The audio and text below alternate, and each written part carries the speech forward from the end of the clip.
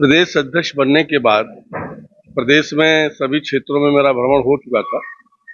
कानपुर बुंदेलखंड का भ्रमण मेरा बाकी था। उसी सिलसिले में मैं बुंदेलखंड का दौरा करने आया हूं और दौरे का कुल मकसद इतना है कि जितने भी हमारे कार्यकर्ता हैं, पदाधिकारी हैं, सबसे मैं व्यक्तिगत मिल करके उनकी भी सुझाव को लूं और अपने बातों को भी उनके सामने रखूं। उसी तहत आज का दौरा ये चल रहा। देखिए, भारतीय जनता पार्टी के कार्यकर्ता 365 दिन काम करते हैं।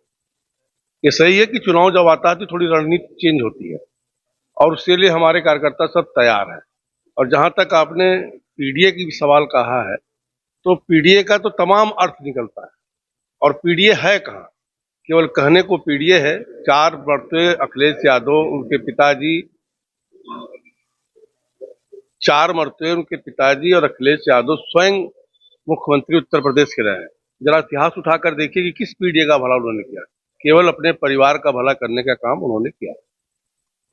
देखिए, बंगाल का जो चुनाव का रिजल्ट है वो कहीं ना कहीं दर्शाता है कि देश की जनता भ्रष्टाचार और परिवारवाद से त्रस्त हो गई है।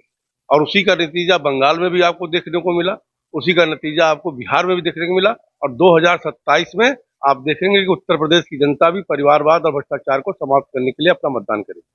एनडीए अलायंस बोले, इंडिया जनबंधन बोले, अगर आप देखें तो इंडियन अलायंस अब खंड खंड होती जा रही है। 40 साल पुरानी सहयोगी उनकी डीएमके पार्टी, जिसके साथ कांग्रेस ने घोर गद्दारी का काम किया है, और उसको कहीं ना कहीं आप देखें कि डीएमके ने पहले ही अलग होने का कह दिया, जेएमएम का अलग बयान आ रहा है। तो कुल मिलाकर अगर आप देखें तो एनडीए अलायंस अब तार तार हो रही है। देखिए, ट्रस्ट का काम है, ट्रस्ट उसकी जांच कमेटी बनाई हुई है, जांच चल रही है और जो भी दोषी होंगे दंडित किए जाएंगे। सपा ही नहीं बल्कि सारा एनडीए अलायंस जो है वो कहीं ना कहीं एक गलत नैरेटिव करा करके देश का माहौल भी खराब करना चाहते हैं और उसी नैरेटिव के आधार पर वो जीतना चाहते हैं। और देश की जनता अब उसको समझ चुकी है। उसका आपने देखा होगा परिणाम बंगाल में, बिहार में, हरियाणा में, दिल्ली में, महाराष्ट्र में। वो नैरेटिव अब काम आने वाला नहीं। धन्यवाद।